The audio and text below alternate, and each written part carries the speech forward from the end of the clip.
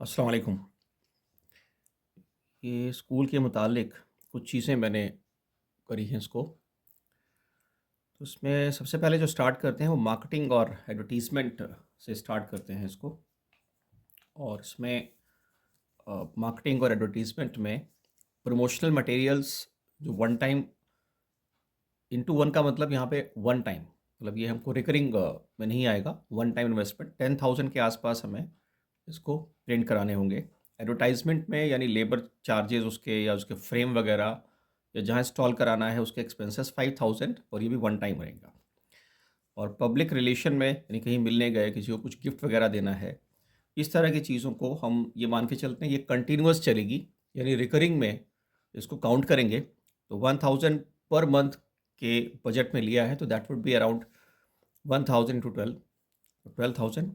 तो 10,000, 5,000 and 12,000 total ये 27,000 के एक्सपेंसेस मार्केटिंग के और एडवर्टीजमेंट के बजट में हमने रखे हैं। इसके बाद एडमिनिस्ट्रेटिव एक्सपेंसेस की बात करते हैं। एडमिनिस्ट्रेटिव एक्सपेंसेस ऑफिस सप्लाईज, इसमें स्टेशनरी, प्रिंटिंग, एडमिनिस्ट्रेटिव एक्सपेंसेस। तो स्टेशनरी ऑन एन एवरेज 5,000 की एक बार हमें परचेज करनी पड़ेगी।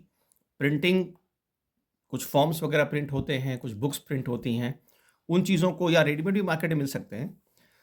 तो 10,000 एक बार में इन्वेस्ट करेंगे इसमें लगभग। और एडमिनिस्ट्रेटिव एक्सपेंसेस जो है वो 5,000, यानी इसमें कोई एक पर्सन लगता है या और कहीं फ़ीस वगैरह पे करनी पड़ती है, कोई चार्जेस पे करने पड़ते हैं, वो सारा हमने इसमें ऐड किया है। तो दैट वुड बी 5, 10 एंड 5 20,000 के टोटल आपके एक्सपेंसेस ऑफिस सप्लाइज़ के लिए रखे हैं हमने। इसके बाद इंश्योरेंस आता है जो हमारे लिए एप्लीकेबल नहीं है। फिर मिसलेनियस एक्सपेंसेस आ सकते हैं एडमिनिस्ट्रेटिव एक्सपेंसेस के हेड में ही। वो कंटिजेंसी फंड हमारे पास होना चाहिए, कुछ अनएक्सपेक्टेड एक्सपेंसेस जो अचानक आ सकते हैं, और वन टाइम पेमेंट्स। तो टोटल हमने 1,000 पर मंथ के हिसाब से इसको रखा है ऑन एन एवरेज। तो ये 12,000 रुपये के एक्सपेंसेस ही आते हैं हमारे। इसके बाद एकेडमिक एक्सपेंसेस आते हैं हमारे पास। इसमें हम ये एब्ज्यूम कर लेते हैं कि हमारे पास ब्लैक बोर्ड और वाइट बोर्ड ऑलरेडी वहाँ इंस्टॉल्ड है क्लास में। मुझे पूरी तरह से याद तो नहीं है, तो मैंने वो उसको इंक्लूड इसमें नहीं किया, इसको इसमें नहीं जोड़ा है। तो सबसे पहले टीचिंग मटेरियल जो टीएलएम होता है, इसमें टेक्स्ट बुक्स हैं, स्टेशनरीज है, एजुकेशनल रिसोर्सेज हैं। तो जाहिर सी बात है बुक्स और नेक्स्ट टेक्स्ट बुक का तो बच्चे खरीदेंगे, लेकिन हमारे पास क्या होना चाहिए, तो हमने मोटा मोटा टेक्स्ट बुक्स में लगाया 500 की टेक्स्ट बुक्स हो जाएंगी हमारे पास। स्टेशनरी भी लगभग हम लमसम 500 रुपीज़ की ले लेंगे, जिसमें ऑफिस स्टेशनरी शामिल है। एजुकेशनल, इसमें डस्टर वगैरह भी हो सकता है। और इसके बाद एजुकेशनल रिसोर्सेज जो हम कहीं से कुछ अवेलेबल करा सकते हैं, तो that would be around 500 rupees. तो ये तीनों जो एक्सपेंसेस हैं ये 500 पर मंथ के लिए हैं, मल्टीप्लाई बाय 12। तो ये 555 यानी 1500, 1500 मल्टीप्लाई बाय 12 यानी पर मंथ। तो ये टोटल हमारे पास 18,000 का आएगा, 18,000।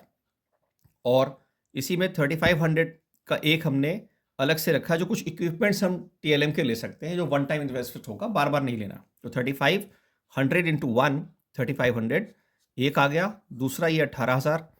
तो अगर हम ऐड करते हैं तो टोटल जो हमें टीएलएम की ज़रूरत पड़ सकती है वो 21,500 रुपये की पड़ सकती है। इसमें रिकरिंग जो है वो 12 मंथ्स के लिए 1,500 और वन टाइम में 3,500। लैब इक्विपमेंट्स और सप्लाईज में साइंस के लिए कुछ इक्विपमेंट्स हम ले सकते हैं 10,000 के बजट में। कंप्यूटर, एक कंप्यूटर कम से कम हमारे पास होना चाहिए, या दो हम यूज्ड 5-6,000 के बजट में दो यूज्ड कंप्यूटर्स ले सकते हैं। और उसके बाद लैब एक्सपेंसेस हैं, वो हम ये मान के चलते हैं कि कुछ केमिकल्स या कुछ भी इक्विपमेंट छोटे छोटे लाते हैं तो 500 रुपीज़ पर मंथ के हिसाब से, पर मंथ के हिसाब से एक्सपेंसेस हो सकते हैं।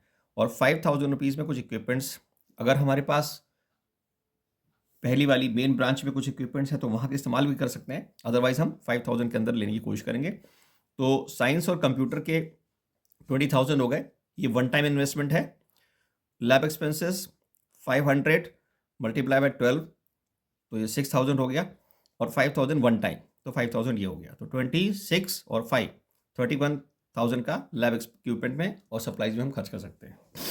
लाइब्रेरी एक होनी चाहिए हमारे पास, हालांकि वहाँ की सिचुएशन को देखते हुए क्लासेस तो नहीं है हमारे पास, लेकिन कहीं से कहीं मैनेज करेंगे, लॉबी में या गैलरी में हम इसको फ़िलहाल यूज़ कर सकते हैं। लेकिन मुझे लगता है कि होना ज़रूरी इंपॉर्टेंट है ये। तो बुक्स, जर्नल्स और ऑनलाइन रिसोर्सेज, इसका लमसम मैंने 10,000 रुपीज़ लिया है। ये जर्नल्स या फिर ऑनलाइन रिसोर्सेज मंथली भी हो सकते हैं। फिलहाल मैंने 10,000 का एक लमसम बजट लिया हुआ है, तो 10,000 ये हो गए। अब आता है एग्जाम्स एंड असेसमेंट फीस। तो इंटरनल और एक्सटर्नल एग्जाम फी जो है वो मोटा मोटा हम मान लेते हैं, मुझे भी मालूम नहीं कि प्रेजेंट में जो मेन ब्रांच है हमारी उसमें कितना चार्जेस लेते हैं पर मंथ, बट 25 रुपीज़ पर स्टूडेंट के चार्जेस के हिसाब से हमें असेसमेंट मटेरियल जो कराना होगा प्रिंट, फिलहाल स्ट्रेंथ को देखते हुए मैं अज्यूम कर रहा हूँ कि अभी स्ट्रेंथ हमारी 100 के आसपास होनी चाहिए ऑन एन एवरेज। मतलब जो 50-60 student those who are transferring boys transferring from main branch to this branch, उनके अलावा 100 एडमिशन्स का मैं टारगेट लेके चल रहा हूँ इंशाल्लाह ताला। 100 एडमिशन्स तो होने चाहिए सभी क्लासेस में मिला के। तो उस केस में 1000 इंटू 4 एग्ज़ाम्स हम 4 टाइम ले सकते हैं लगभग। इसमें यूटीज भी कह सकते हैं आप, हाफ ईयरली या फाइनल एग्जाम्स भी कह सकते हैं। तो 4 टाइम अगर करते हैं तो 1000 का एक्सपेंसेस प्लस मार्कर और डस्टर और दूसरे स्टेपलर पिन, ये सब चीज़ें जो एग्ज़ाम के लिए अलग से होती हैं, वो 1000 मान लेते हैं वन टाइम का इन्वेस्टमेंट। तो 4000 प्लस 1000 5000 में हमें एग्जाम अपने कंडक्ट कराने हैं। तो total budget for exam and assessment fee के लिए 5000 आएगा। वो ऑब्वियसली इस वाली से आएगा, बच्चे अलग से पे करेंगे, या जैसा प्रोविज़न आपका फ्यूचर में होता हो मैनेजमेंट का, मुझे नहीं आइडिया है। अगर ये बच्चों से हम नहीं लेते हैं तो कोई मसला नहीं, और लेते हैं तो भी कोई बात नहीं है। अदरवाइज 5000 का बजट रहेगा यहाँ पे हमारे पास बच्चों के लिए। Now here comes sports and extra curricular activities. हमारे पास फील्ड है, कुछ स्पोर्ट्स हम बच्चों से करवाएंगे, उसके लिए कुछ इक्विपमेंट्स हम परचेज कर सकते हैं जिसका बजट मैक्सिमम 5000 रखा है। और 5000 में मुझे लगता है कि अच्छे खासी चीज़ें हमारे पास आ जाएंगी जिनको हम बच्चों को खेलने के लिए दे सकते हैं। इसमें यूनिफॉर्म हो सकती है जिसकी हमें ज़रूरत नहीं है अभी फ़िलहाल। बच्चे अगर यूनिफॉर्म अलग से परचेज नहीं करते हैं क्योंकि हमें पेरेंट्स पे लोड नहीं डालना है, तो कोई मसला नहीं है। कोचिंग फ़ीस, इसमें ये मान के चलते हैं कि हम एक कोच को बुलाते हैं जो हफ्ते में 4 बार आएगा, सॉरी महीने में 4 बार आएगा। तो 500 रुपीज़ अगर पर डे भी लेता है वो, तो इस तरीके से अगर वो 12 महीने तक आएगा तो 24,000 रुपये एक्सपेंसेस उसके हो सकते हैं। ये कंडीशनल है, डिपेंड करता है कि इसमें मैनेजमेंट अग्री करता है या नहीं अग्री करता है, उसके साथ ही हम बात कर सकते हैं। और तो इस total one time 5000 rupees 24,000 per month के हिसाब से टोटल महीने साल का 24,000 रुपये हो गया। तो ये 29,000 का एक्सपेंसेस स्पोर्ट और एक्स्ट्रा करिकुलर एक्टिविटीज़ में हो गया। इसमें माइंड गेम हो सकते हैं, ब्रेन गेम हो सकते हैं, बहुत सारे जितने भी गेम्स वगैरह एक्टिविटीज़ करानी है इनको, वो इसी 29,000 के बजट में करानी होगी। अब आता है हेल्थ एंड हाइजीन। तो मेडिकल सप्लाइज़ के लिए, फर्स्ट एड के लिए और क्लीनिंग सर्विसेज के लिए, ये तो वन टाइम एक्सपेंसेस है 5000 में। कुछ हमें मेडिकल इक्विपमेंट चाहिए होंगे स्कूल्स के लिए, ये नहीं भी ले सकते हैं, कंडीशनल है सारी चीज़ें। और फर्स्ट एड बॉक्स 1000 के आसपास बेहतरीन अच्छा वाला बन जाएगा, वो भी एक बार का एक्सपेंस होगा। इसमें एक चीज़ मैं अभी से बताता चलूँ कि मेडिसिन हम बिल्कुल कभी भी नहीं देते हैं स्कूल में। No medicine, no pills, nothing. Dressing वगैरह का सामान इसमें खाली रहेगा। कोई ऑइंटमेंट है, कोई बाम है, कोई स्प्रे है पेन किलर का, वो कर सकते हैं एक्सटर्नल यूजर्स के लिए। इंटरनल हम बच्चों को ना कोई सिरप देते हैं कभी, ना कोई मेडिसिन देते हैं, लीगली भी गलत है ये। तो 5000 प्लस 1000 6000। और क्लीनिंग सर्विसेज में स्टाफ की बात है कि तो वो 5000 पर मंथ के हिसाब से अगर कोई स्टाफ मुझे मिल जाता है तो ये 60,000 का खर्चा ये आएगा। टोटल 66,000 रुपीज़ हेल्थ और हाइजीन के ऊपर आएगा। साफ़ सफाई वाला जो एक पियन रख सकते हैं हम, उसकी बात मैं कर रहा हूँ यहाँ पे। अब आता है पेरेंट टीचर मीटिंग हम करते हैं। ये बहुत ज़रूरी है रैपो बिल्डिंग के लिए या पेरेंट्स इंटरेक्शन के लिए, बिकॉज माउथ एडवर्टीजमेंट से ही बहुत सारे हमारे एडमिशन्स आगे आने वाले हैं फ्यूचर में। तो इसके लिए PTA events, parents teacher association के जो इवेंट्स हो सकते हैं, उसको हम 4 बार करेंगे साल में।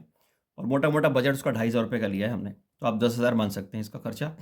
मीटिंग्स जो हम करेंगे उसमें स्टेशनरी का खर्चा, चाय पानी कुछ हो सकता है, तो 1000 इसको लेते हैं लिमिट इसकी मैक्सिमम। 4 बार अगर हम करते हैं साल में तो ये 4,000 रुपये खर्चा आता है। और एक्टिविटीज़ जो इससे रिलेटेड हम कराते हैं, जैसे पेरेंट आए, कुछ गेम्स करा दिए उनको साथ हमने, कुछ और चीज़ें उनको गिफ्ट कर दी, तो वो सारी चीज़ें 500 पर मीटिंग का बजट रहेगा इसमें। तो 4 मीटिंग्स अगर हम करते हैं तो 2000 का बजट इसमें आता है। टोटली 16,000 का फाइनल बजट रहेगा पेरेंट्स टीचर मीटिंग के लिए। नेक्स्ट हमारे पास आता है अदर एसेंशियल एक्सपेंसेस। ये बेसिकली रिकरिंग एक्सपेंसेस रहते हैं। तो फिलहाल ट्रांसपोर्ट जो है वो नो प्रॉफिट नो लॉस पे चलेगा अगर हम चलाते हैं तो, या हम बाहर से लेते हैं या पेरेंट, क्योंकि हमारा प्रेफरेबली हम कोशिश करेंगे कि ये पेरेंट ही अपने ऊपर बेयर करें। क्योंकि हमारा एक एफर्ट फिर इस पे लग जाएगा, वो बेटर नहीं है। तो शुरू से कोशिश करें बहुत हम्बल, बहुत पोलाइट वे में कि हाँ, कुछ लोगों से हम कांटेक्ट करके लोकल ये कह सकते हैं पेरेंट को, हाँ भाई फलाना वैन वाला है, फलाना रिक्शा वाला है, आप उससे बात कर लीजिए और अपने हिसाब से हैंडल कर लीजिए चीज़ें। मतलब स्कूल इन्वॉल्व ना हो तो हमारी एनर्जी बचेगी काफ़ी सारी। इसके बाद में अब जब ट्रांसपोर्ट मैंने हटा दिया है तो सारी चीज़ें हट जाती हैं। हाँ, इसमें ये कर सकते हैं कि इसमें अगर मान लीजिए एक गाड़ी हम कोई अपनी रखते हैं, तो मोटा-मोटा ये कि उसमें 12,000 के आसपास का खर्चा मुझे लगता है कि आएगा, इससे ज़्यादा नहीं आएगा। अगर एक गाड़ी हम रखते हैं यानी ₹1000 अगर हम पर मंथ का अपने स्टाफ के लिए या कुछ और कामों के लिए रखते हैं, तो वो ₹1000 का मोटा-मोटा खर्चा आएगा। तो वो 12,000 का बजट हमने रखा है उसमें। नॉमिनल वैसे ज़्यादातर तो इसमें इन्वॉल्व होना मैं नहीं चाहता किसी भी तरीके से। अब आते हैं फूड एंड बेवरेजेस की तरफ। तो अगर हम चाय पीते हैं पर डे ₹100 की, हालाँकि मैं खुद ज़ाती तौर पे नहीं पीता चाय, तो 30 दिन और 12 महीने के हिसाब से ₹36,000 का खर्चा इसमें आता है। इसमें कभी कुछ खाने-पीने का भी हो सकता है, तो चाय हो सकती है, तो मैक्सिमम 36,000 तक हम खर्च कर सकते हैं, ऐसा मेरा मानना है। अब सिक्योरिटी की बात करते हैं तो एक गार्ड जो ऑलरेडी वहाँ पे है वो अलग बात है, जो ग्राउंड रियलिटी है वो तो अलग चीज़ है, उससे काफ़ी पैसे हमारे बचने वाले हैं। लेकिन सिक्योरिटी पर्सनल के लिए अगर 5,000 के आसपास कोई बंदा मिल जाता है हमें, तो ₹60,000 में ये हो जाएगा।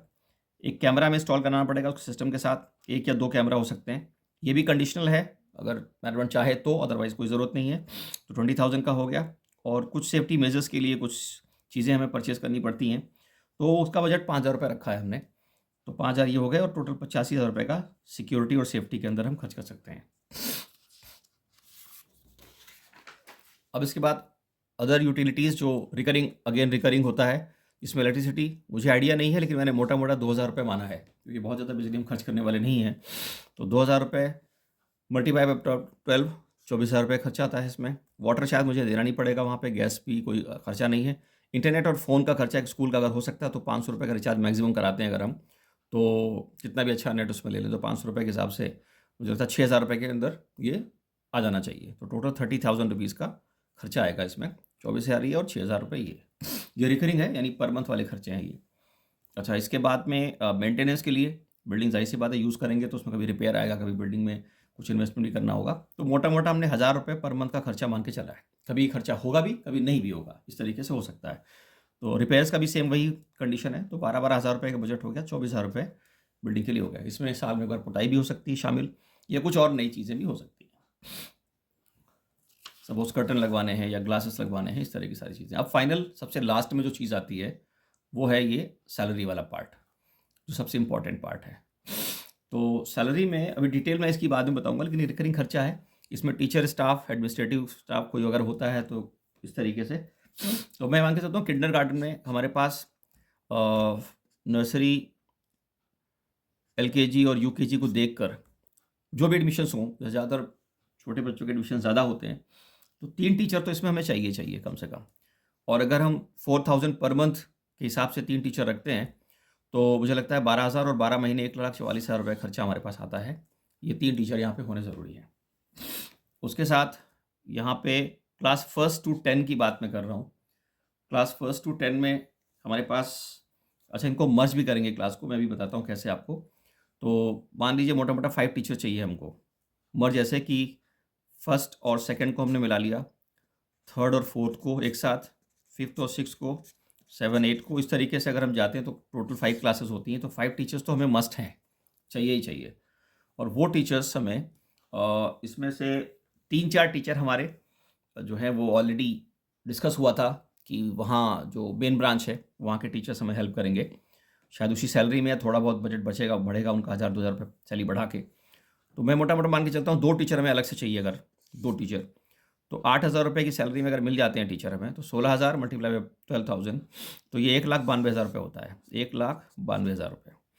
इस तरह से 2 विजिटिंग टीचर्स जो एक्सपर्टीज़ हों अपने सब्जेक्ट में, लेकिन वो विजिटिंग हो, यानी 5,000 के बजट में अगर 2 टीचर ही मिल जाते हैं हमें, तो 10,000 पर मंथ मल्टीप्लाई बाय 12 महीने, तो 1,20,000 खर्चा ही आ जाता है हमारे पास।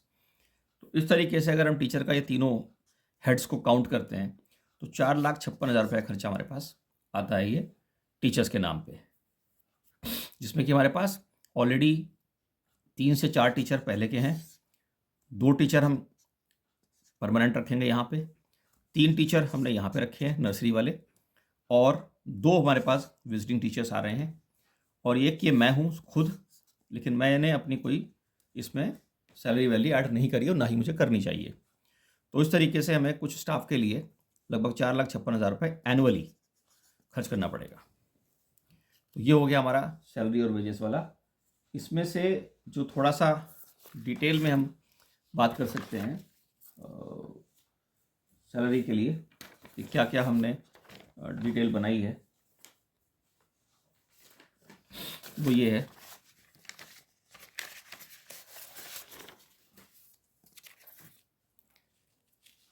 इसमें नर्सरी, यूकेजी और एलकेजी में 3 टीचर्स हमने बताया आपको कि परमानेंट हमें चाहिए। इसके अलावा क्लासेस अगर मर्ज करते हैं first, second, third, fourth, fifth, 6, 7, 8, 9, 10, तो हमें इस तरीके से 5 टीचर तो चाहिए, प्लस एक टीचर मैंने एक्स्ट्रा ऐड किया हुआ है इसमें, तो टोटल 6 टीचर हमें चाहिए। उसमें से गुफरान साहब, ऐसा डिस्कस हुआ था प्रिंसिपल साहब के साथ मेरा कि गुफरान साहब जो है और वो हिंदी और उर्दू और दीनियात पढ़ा सकते हैं, साजिद साहब उर्दू, एसएसटी और हिंदी पढ़ा सकते हैं, शमशेर साहब इंग्लिश पढ़ाएंगे, मिस्टर एन खान है कोई, वो साइंस और मैथ्स पढ़ा सकते हैं। ये विजिटिंग टीचर होंगे, और एक परमानेंट जो मैंने ये वाला बताया आपको। ठीक, विजिटिंग को मैंने बहुत ज़्यादा उसमें नहीं रखा, ये सब डिपेंड करता है कौन सी रिक्वायरमेंट कौन से सब्जेक्ट की। तो सब्जेक्ट एक्सपर्ट्स होंगे ये जो विजिटिंग टीचर्स होंगे, ये अल्टरनेट डेज पे भी आ सकते हैं, ये 2-2 घंटे के लिए भी आ सकते हैं। ये डिपेंड करता है कि कैसी रिक्वायरमेंट रहेगी और कितना हम इसको बियर कर सकते हैं और कितनी हमें ज़रूरत है। तो इस तरीके से हमारे पास 3 टीचर यहाँ पे आ गए। बाकी ये हमारे पास पुराना जो अपना स्टाफ है वो हेल्प करेगा, ये 4 लोगों का, प्लस ये एक परमानेंट टीचर हमारे पास आ गए। ये 2 कंडीशनल हैं विजिटिंग, और ये मैं एक सेल्फ खुद हो गया। तो इस तरीके से ये सारे टीचर्स हो गए। इसमें सब्जेक्ट जो देख रहा हूँ मैं, इसमें कोई सब्जेक्ट बच नहीं रहा। हिंदी भी आ रहा है, उर्दू भी आ रहा है, दीनियात आ रहा है, एसएसटी आ रहा है, इंग्लिश आ रहा है, साइंस आ रहा है, मैथ्स आ रहा है। ये जो है ये स्पेशली या तो सीनियर क्लासेस के लिए फिजिक्स, केमिस्ट्री, मैथ्स के टीचर्स हो सकते हैं, या और भी डिपेंड करता है, और डिटेल में जब बैठेंगे दोबारा तो उसके हिसाब से हम डिसाइड कर सकते हैं कि कौन से टीचर हो सकते हैं। अब मेरे हिसाब से जो मैं चीज़ों को चाहता हूँ कि एक्स्ट्रा या मेरे होने से क्या फ़ायदा होने वाला है स्कूल को, या मैं क्या दे सकता हूँ, तो बेसिकली मैं स्किल बेस्ड एजुकेशन पे ध्यान दूंगा, स्किल बेस्ड एजुकेशन पे। इसमें लाइफ स्किल के अंदर में ये 3 चीज़ें आएंगी। Communication, most important thing, because मैं कुछ भी हूँ, कुछ भी जानता हूँ, कुछ भी मुझे आता है, क्या भी सीखा है मैंने पूरी लाइफ में, लेकिन अगर उसको सही तरीके से एक्सप्रेस करने का तरीका मुझे नहीं मालूम, तो मुझे लगता है वो सारी चीज़ें बेकार है, सारी क्वालिटीज, सारी क्वालिफिकेशंस, सारी नॉलेज मेरी बेकार है। तो communication is the most important and essential part of a personality. उसके बाद ये पर्सनैलिटी ग्रूमिंग, और फिर ये कैरेक्टर ग्रूमिंग जो बड़ा इंपॉर्टेंट है, और जाहिर सी बात है कि इस्लाम से पूरी तरह से मुतासिर होगा ये।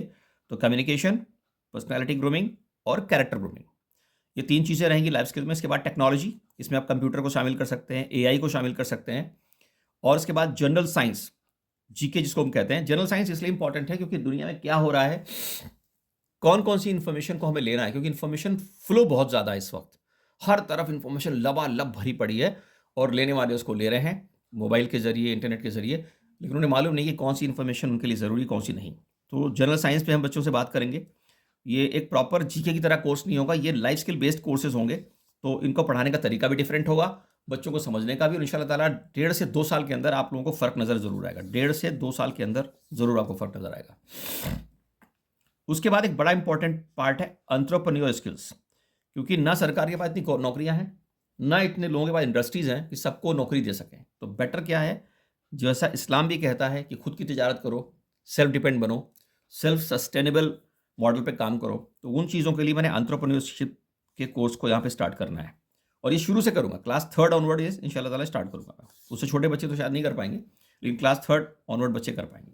तो ये वो चीज़ें जो मैं अपनी तरफ से पूरी पूरी देने की कोशिश करूँगा, और ये अल्लाह के शुक्र से मुझे पूरी उम्मीद है कि आसपास के स्कूल्स में ये चीज़ें नहीं हैं, और यही आपकी यूएसपी होगी अल्लाह ने चाहा तो। ये इस तरीके से पूरा सिस्टम है, जिसमें कि मैं समझता हूँ कि धीरे धीरे स्टार्ट करते हैं हम लोग। बाकी अल्लाह की मर्ज़ी है, आप लोगों की दुआएं हैं और आपकी सपोर्ट भी है, उसको लेके हम चीज़ों को चल सकते हैं, कर सकते हैं।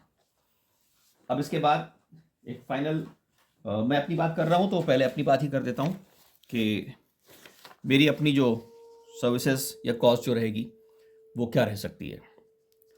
तो उसके लिए इसमें मैं करूँगा क्या क्या। सबसे पहले मैं एंटायर एडमिनिस्ट्रेटिव फंक्शंस को संभालूंगा। जाहिर सी बात है आप सभी की मदद से, अकेले तो नहीं हो पाएगा। इस्टेब्लिशमेंट की जितनी रिस्पॉन्सिबिलिटीज़ होंगी वो मैं दूंगा, ऑन पेपर नहीं, नो ऑन पेपर। बाकी बैक में है, हर जगह रहूँगा, हर रिस्पॉन्सिबिलिटी को इंशाल्लाह ताला निभाऊंगा, लेकिन लीगली पेपर पे मैं कहीं भी नहीं रहना चाहता। रिक्रूटमेंट्स को देखूंगा मैं, कौन टीचर को रखना है, किसको रखना है, कैसे रखना है, बिकॉज जाहिर सी बात है स्कूल को आगे लेके जाना है, कुछ अलग तरीके का करना है। तो कौन सी टीम आ रही है, कौन सा पर्सन हमारे टारगेट्स को, हमारे मिशंस को, हमारी जो गोल्स हैं लाइफ के, बच्चों को देने के, पेरेंट्स को देने के, या लोकल सोसाइटी को देने के, वो देने लायक उस टीचर में क्वालिटीज़ हैं या नहीं हैं। वो टीचर बाय डिफ़ॉल्ट है, या टीचर बाय चॉइस है, या टीचर बदकिस्मती से बन गया है। तो ये सारी चीज़ें देखनी पड़ेंगी रिक्रूटमेंट के टाइम पे। एडमिशन्स का काम इंशाल्लाह ताला मैं देखूंगा आप लोगों के साथ। डे रूटीन मैनेजमेंट देखूंगा, मार्केटिंग और एडवर्टाइजमेंट देखूंगा, काउंसलिंग करूंगा, पेरेंट्स की भी और स्टूडेंट्स की भी।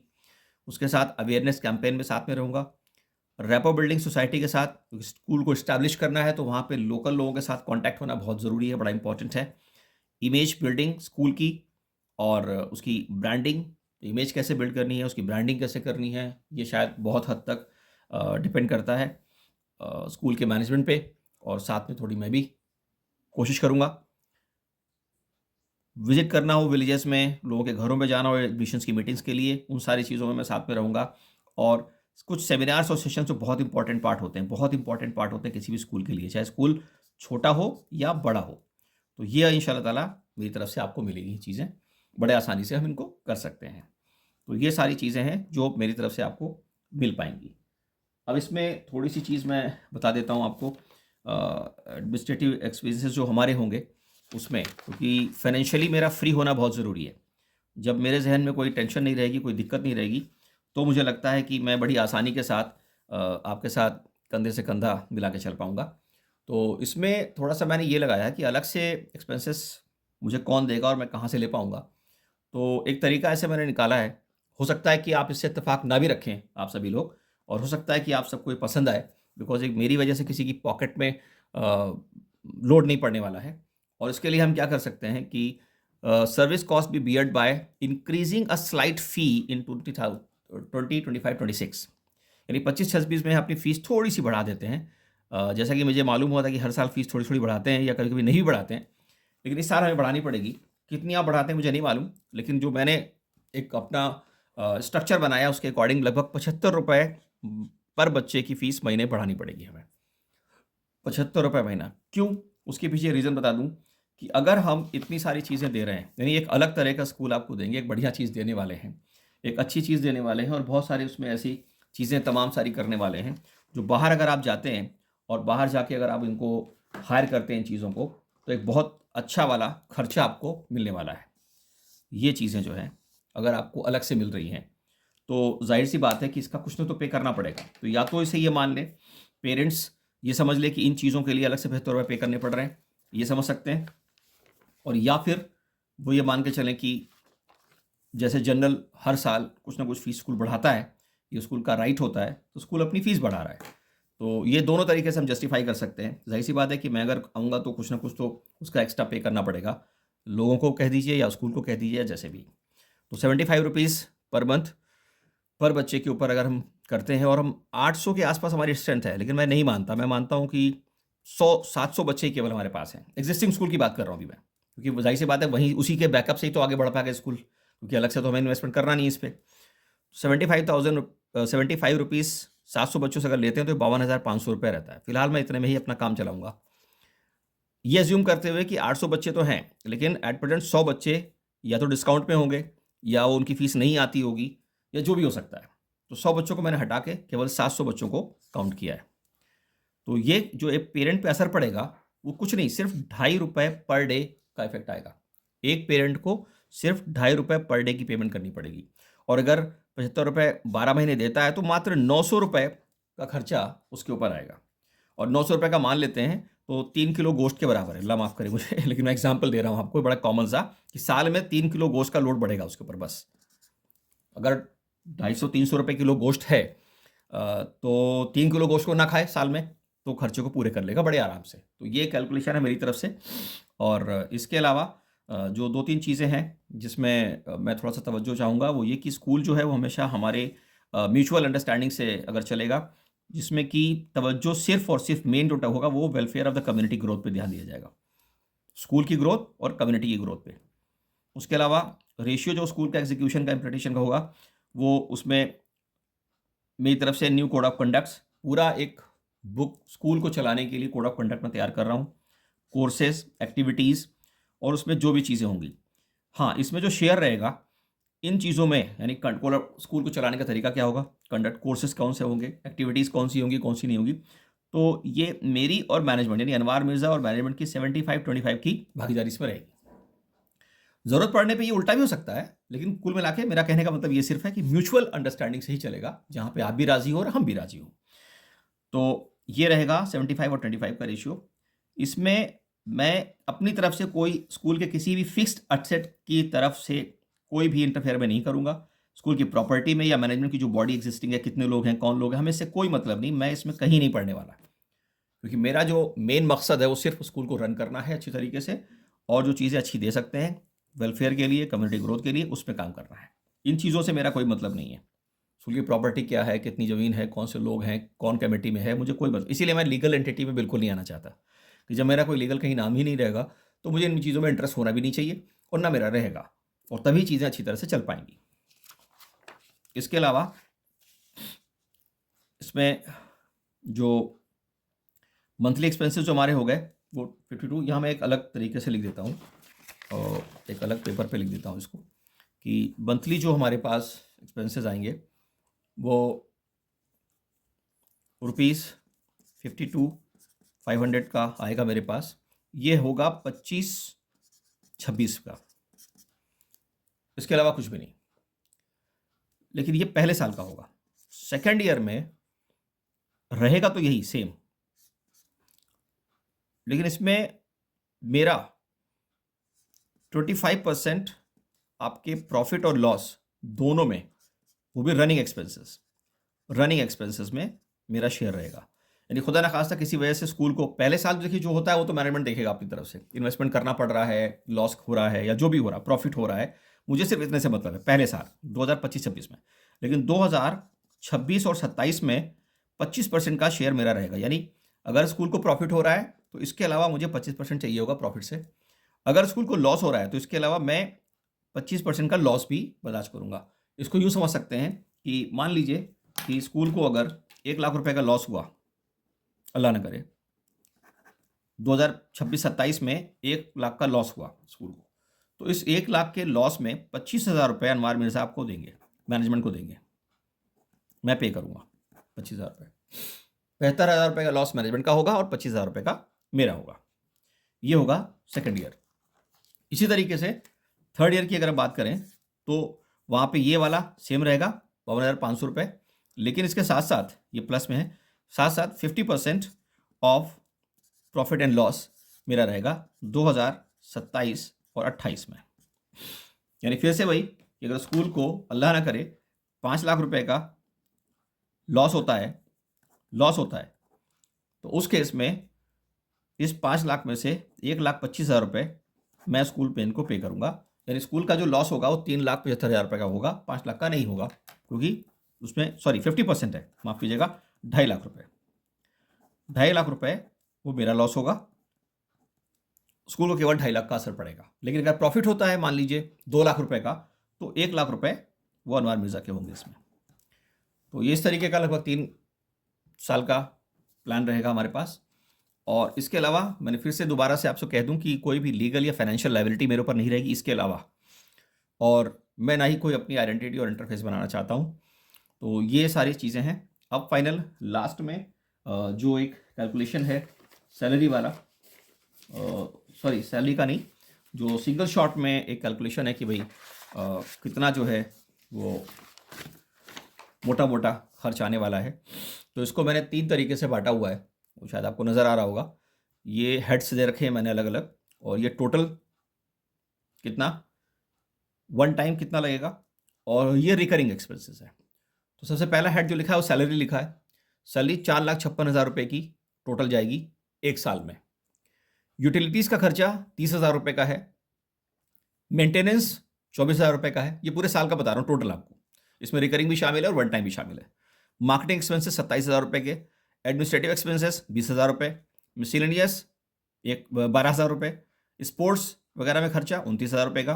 हेल्थ और हाइजीन पे 66,000 रुपये का। ये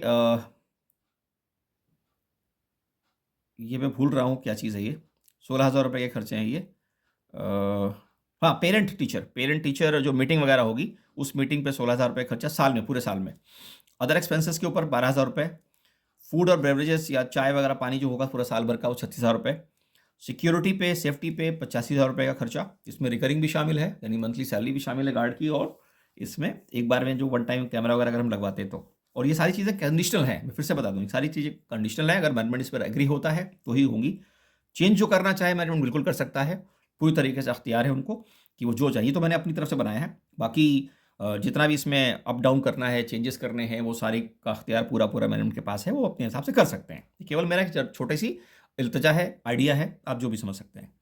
उसके बाद जो हमारे पास एकेडमिक एक्सपेंसेस आएंगे वो 21,500 रुपये के आएंगे। लैब इक्विपमेंट्स रिकरिंग भी इसमें शामिल है, वो 31,000 रुपये का। लाइब्रेरी 10,000 का। अब मिसाल के तौर पे अगर आप बजट नहीं है हमारे पास या हम नहीं खर्च करना चाहते तो लाइब्रेरी को हटा भी सकते हैं, कोई मसला नहीं है।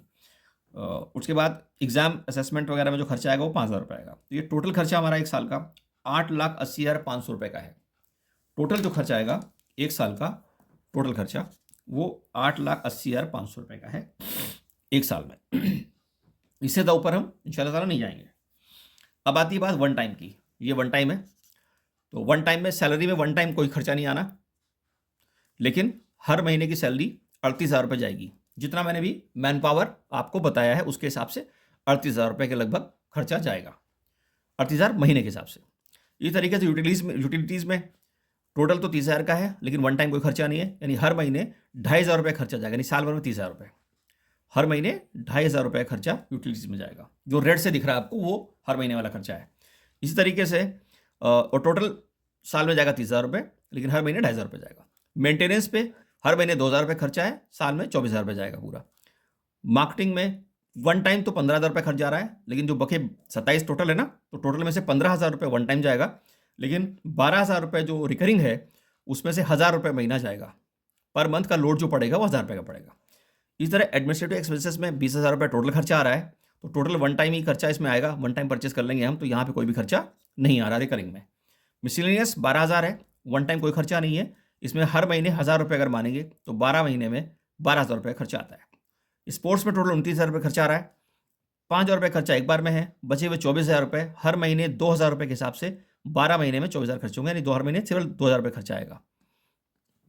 इसी तरीके से हेल्थ और हाइजीन में हालांकि खर्चा टोटल 66,000 रुपये का है, बट 6,000 का एक बार में है, बाकी 60,000 रुपये 5,000 महीने के हिसाब से है। इसमें प्यून वगैरह की चीज़ें शामिल है, जो सफाई कर्मी होते हैं हमारे, उनकी सैलरी शामिल है 5,000 रुपये पर मंथ। इसी तरीके से पेरेंट एसोसिएशन में 1,335 रुपये का पर मंथ का खर्चा आएगा। हालांकि हमें खर्च इसको करना है हर 4 महीने में, क्योंकि साल में 4 बार ही करनी है, तो हर 3 महीने में, हर 3 महीने बाद हम करेंगे, उस पर खर्चा आएगा। लेकिन अगर हम मंथली जोड़ें तो इसका लोड मैनेजमेंट पे 1,335 रुपये का आएगा एक महीने में। इस तरीके से अदर एक्सपेंसेस में 1,000 रुपये का महीना खर्चा है। फूड एंड बेवरेज पे 3,000 रुपये पूरे महीने में खर्चा आएगा, यानी टोटल साल भर का खर्चा 36,000 रुपये है। इसमें वन टाइम कुछ नहीं है, वन टाइम कुछ नहीं, वन टाइम कुछ नहीं है। उसके बाद सिक्योरिटी पे 60,000 रुपये खर्चा टोटल साल भर का है, यानी 5,000 रुपये महीने का खर्चा आएगा। इसके बाद एकेडमिक एक्सपेंसेस में 1,500 रुपये महीने का खर्चा आएगा। इसमें वन टाइम 3,500 है और बाकी बचे 12 महीने में 18,000 का टोटल है, यानी 1,500 रुपये महीने का खर्चा आएगा। लैब इक्विपमेंट्स में 31,000 रुपये टोटल खर्च हो रहा है वन टाइम। 25,000 रुपये का तो एक बार में खर्च हो जाएगा, लेकिन बाकी बचे 6,000 रुपये, 500 रुपये पर मंथ। इसमें केमिकल्स वगैरह हो सकते हैं, कुछ इक्विपमेंट छोटे छोटे हो सकते हैं, तो 500 रुपये पर मंथ का खर्चा अगर आएगा तो 6,000 रुपये साल में खर्च होंगे। तो लाइब्रेरी में वन टाइम में एक बार में 10,000 की बुक आ गई, उसके बाद कोई खर्चा नहीं है, तो यहाँ पे कोई भी खर्च नहीं दिखाया आपको। इस तरह एग्जामिनेशंस में 5,000 रुपये का टोटल खर्चा आ रहा है, 1,000 रुपये वन टाइम, बाकी 4,000 रुपये, तो 336 रुपये महीने का खर्चा लगभग एग्जाम में आएगा। हालांकि अब 4 बार होंगे तो ये क्वार्टर खर्चा है, लेकिन मंथली अगर हम चलाएँ तो 336 रुपये में आएगा। इस तरीके से टोटल जो वन टाइम खर्चा आएगा, एक बार में जो इन्वेस्टमेंट करना है वो 1,10,000 रुपये का है, 1,10,500 रुपये। टोटल जो खर्चा आएगा साल भर में, ये एनुअल जो खर्चा आया था, ये था 8,80,500 रुपये और ये है 1,10,500 रुपये। ये वन टाइम है, एक बार ही खर्च करना है। और ये जो बाकी बचा खर्चा है 7,70,000 रुपये का, ये खर्च जो है ये रिकरिंग है, एनुअल 7,70,000 रुपये एनुअल। लेकिन जो हर महीने खर्च करना पड़ेगा हमें वो 64,170 रुपये है। फाइनल खर्चा ये है। हर महीने जो एक्स्ट्रा लोड आएगा, जो कि हम फीस से लेस कर सकते हैं, वो आएगा तकरीबन 64,170 रुपये। ये 64,170 रुपये का लोड हर महीने आएगा हमारे पास। इसमें से जो फ़ी कलेक्ट होगी वो माइनस हो जाएगी, तो बचा हुआ जो होगा हो सकता है प्रॉफिट में भी आ जाए, और बाकी तो फिर अल्लाह की मर्ज़ी है।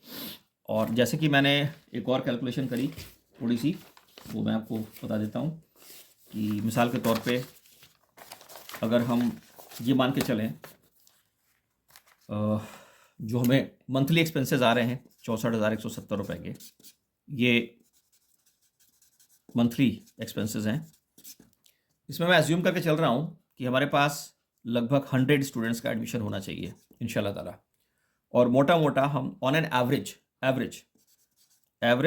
फ़ी लेके चलते हैं 500 रुपये की, तो उस हिसाब से हमें जो कलेक्शन आएगा वो 50,000 का कलेक्शन तो आएगा ही आएगा, अल्लाह ने चाहा तो।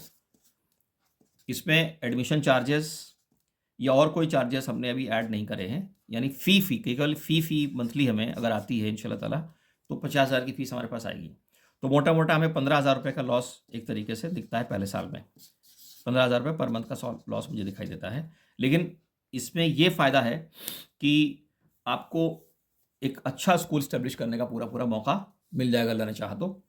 और मुझे लगता है कि धीरे धीरे एडमिशन्स बढ़ेंगे और नेक्स्ट ईयर जो है वो अच्छी चीज़ें हो पाएंगी। 15,000 महीने का लॉस का मतलब ये 12 महीने में लगभग 1,80,000 रुपये। तो मुझे लगता है कि अगर 2 लाख के इन्वेस्टमेंट पे एक कोई ठीक ठाक स्कूल हमारा खुल रहा है, 2 लाख एनुअल एक साल में, तो मुझे नहीं लगता कि कोई नुकसान की बात है। बाकी जैसा मैनेजमेंट चाहे, और मुझे इस बारे में आप जैसे ही बताएंगे क्या चेंजेस करने हैं, क्या अपग्रेडेशन करने हैं, कौन सा डिस्कशन करना है, तो मैं इंशाल्लाह ताला हाजिर हो जाऊँगा। बहुत बहुत शुक्रिया मुझे बर्दाश्त करने के लिए। जज़ाकल्लाह खैर।